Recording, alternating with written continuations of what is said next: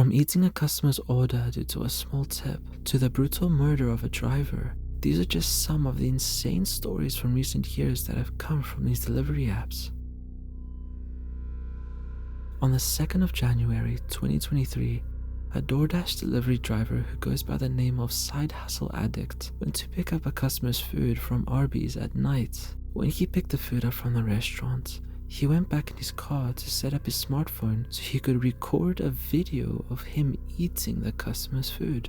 The man proceeded to take the food out of the bag and said how this is what happens when you only tip $1, and he sarcastically thanked the customer as he continued to eat their food on camera.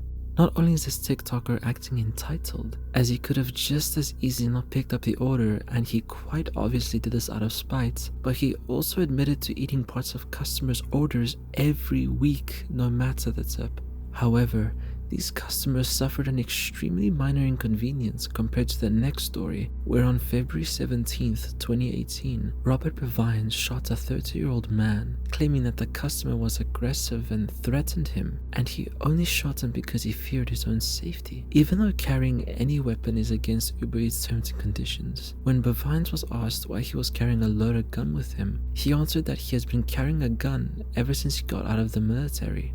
Here's a clip of the incident.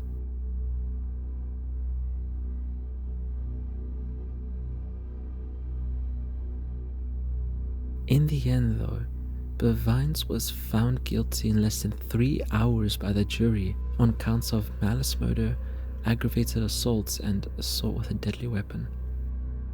Although this incident was horrible, the next one is straight up terrifying.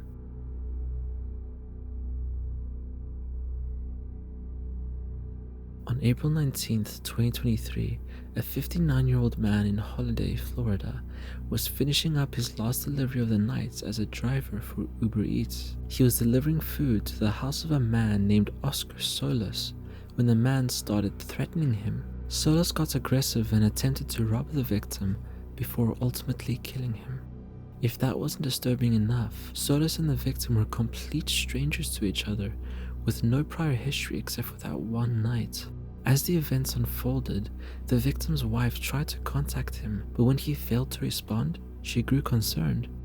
The victim, whose name was Randall Cook, was found inside Solis's home, dismembered, with various body parts concealed within trash bags and a cooler.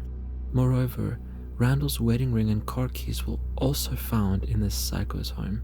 Legal records show that this wasn't Solis's first encounter with the law, as he was previously arrested on charges of homicide during a robbery, failure to register as a convicted felon, parole violation, and deep connections to the notorious MS-13 gang.